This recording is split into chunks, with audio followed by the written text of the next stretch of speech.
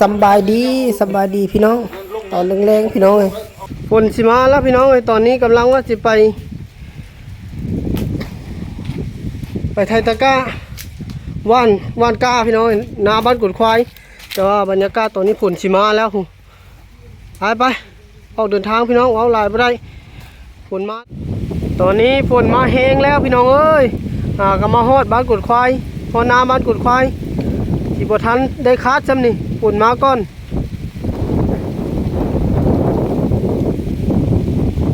ฝนมาทางพุ่นละมาแต่ทางเมืองตะแคกทั้งลมทั้งฝนมื้อนี้บรรยากาศตอนนี้แม่นฝนตกแล้วพี่น้องเอ้ยบ่ทันได้คาดซ้ำฝนมาก่อนกาวว่าสิว่านตอนแรงนี่พี่น้องแต่ว่าหัวยังบ่ทันแล้วดอกแต่ว่าอยากว่านก่อนว่านแล้วสิเดินหน้ามักจับเลย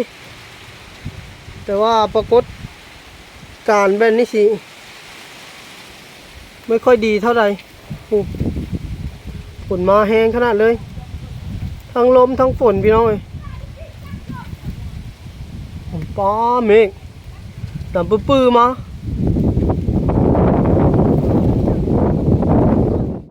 ตอนนี้ก็ได้เวลาคาดแล้วพี่น้องแต่ว่าฝนก็บ่ได้ตกแห้งปานใดพี่น้องส่วนหลายก็มีแต่ลมลุงมาซอยพี่น้องมื้อนี้ลุงมาแต่ตะแคกเพิ่นมาซอยมาคัดซอยเพิ่นน่ะดีแม่นแหลมลักหัวซักลักหัวท่าแม่นลุงมาซอยคัดซอย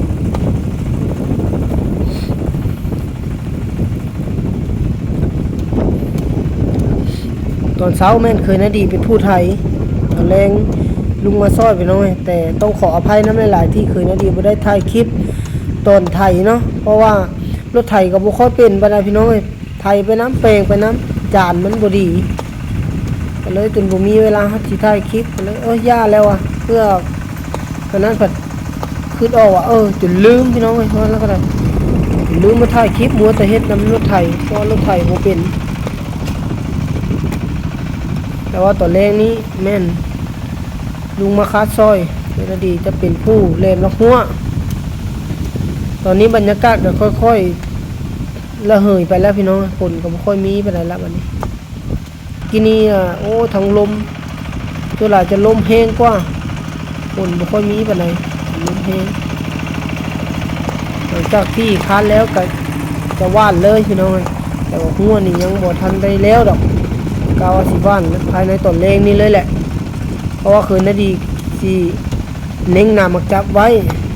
อื่นมาที่ซักลักหัวน้อยแซมไส้สินะแต่ยังด้านเดียวนี่พี่น้องโบราณดอกตอนนี้ก็คาดใกล้อยากแล้วแหละใกล้มาครึ่งนึงแล้วฟ้าวแห้งพี่น้องฟ้าวจน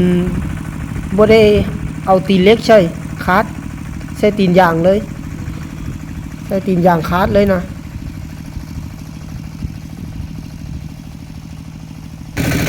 ก็ยันฝนมาแต่สุดท้ายฝนบ่ได้มาครับเอายันฝนมาก็เลยเอาใส่ตีนยางคาดเลยตอนนี้เคยนาดีก็กำลังขุดขุมพี่น้องขุดหลุมขุมละหัวถึงจะฝนตกกับดินยังแข็งคือเก่าพี่น้องไว้ซักบ่ได้ดินยังบ่อิ่มน้ำปานใดตอนนี้ก็ได้เวลาว่านแล้วพี่น้องเลยคาดแล้วไปที่เหี่ยมห้อยอาจจะให้พ่อเฒ่าแม่เฒ่าเป็นผู้ว่านเนาะเคยนาดีก็เป็นผู้เฮ็ดหัวเพราะว่าเรื่องการว่านเข้านี่เขาก็บ่ค่อยถนัดปานใดก็เลยมอบให้ทางพ่อเฒ่าแม่เฒ่าเป็นผู้ว่านเพราะว่าเพิ่นฮู้ในการแบ่งเข้าเพราะว่าตะกร้านึงก็มีหลายแนวพันธุ์นะพี่น้องบ่แม่นว่าว่านแนวพันธุ์เดียวเข้าก็ได้หลายแนวพันธุ์นั่นแหละว่าซั่นซะบัดว่านแล้วคาดแล้วบัดฝนเช้าตกบัดนี้เพิ่นท้องฟ้าแจ้งจังป้างจักไปทางใดเบิดที่นี่คือว่ามืดแท้มืดว่าตอนนี้กับฝนเช้าแล้วพี่น้องกำลังว่านกาอยู่เดี๋ยวคืนดีจะเป็นผู้ขุดขุมลักหัวท่านะขุดขุมแล้วก็ฝังลักหัวแล้วก็ตอกน้ำมักจับเลยขุดมาฮอนนี้ละยังอีกช่องว่างนี้นี่ไปนี่ก็จอดกันละ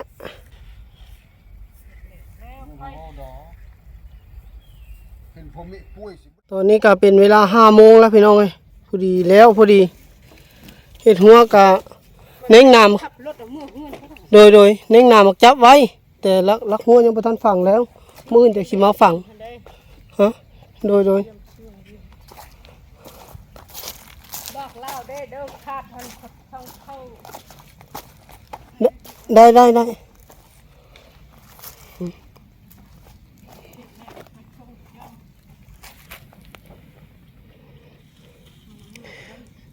ตอนนี้เน่งน้ำมักจับกันแล้วพี่น้องเอ้ยแต่ว่ายังบ่ทันฝังลักน้อยแซมใส่ว่ามื้ออื่นพุ่นแหละมื้ออื่นเคยนาดีก็สิออกมาแล้วก็เฮ็ดซ้ำลักน้อยนี่ใส่แล้วก็ถือว่าแล้วพี่น้องเน่งน้ำมักจับไว้พอคั่งบ่ให้งัวเข้าไปเหยียบเข้าที่ว่านนี้พี่น้องเอ้ยสำหรับตะกร้าบ้านกุดควายพี่น้องเอ้ยว่านแล้วไปที่เยี่ยมห้อยมีแต่รอท่าฝนมาน้ำมากล้าพร้อมก็ถือว่าลงมือดำได้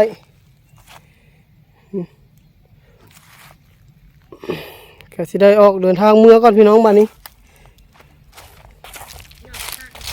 โดยมื้ออื่นกะจังสิมาต่อคอยเฮ็ดไปเท่าละน้อยเอาหลังจากที่เฮาว่านกาแล้วก็เน่งนำมักจับไว้แล้วนะเนาะก็ใครแน่พี่น้องเวียกก็น่าจะเบาแน่บัดนี้มีแต่หาลักหัวมา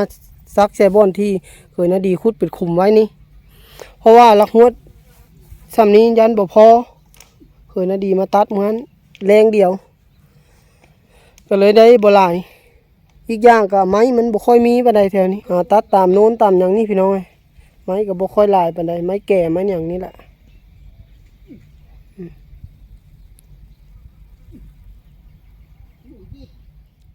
สำหรับคลิปนี้ก็สิขอจบไว้เพียงเท่านี้ก่อนเนาะพี่น้องเนาะเอาไว้ติดตามได้ใน EP หน้าพี่น้องสำหรับ EP นี้ก็ขอจบไว้สำนี้ก่อนพี่น้องเอากล่าวคำว่าสวัสดีสบายดีพี่น้อง